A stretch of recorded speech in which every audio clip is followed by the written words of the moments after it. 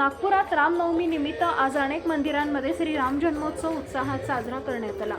मध्य नागपुरात सर्वात मोठी राम जन्मोत्सव मिरवणूक काढण्यात येणार आहे। श्री पोद्दारेश्वर राम मंदिर श्री राम जन्मोत्सव शोभायात्रा समितीच्या वतीने 80हून अधिक तबकांसह मिरवणूक शहरातून फिरवून अयोध्या साकारणार आहे। मिरवणुकीत विविध परिसरातील जिवंत पात्रांसह शुभ कलश धारण केलेल्या महिला व मुली पौराणिक घटनांना जिवंत करणार आहेत। विविध प्रकारची लोकनृत्य आणि आदिवासी नृत्य हे विशेष आकर्षणाचं केंद्र असणार आहे। शोभायात्रा नगर 12 किलोमीटर प्रवास ठरवतील।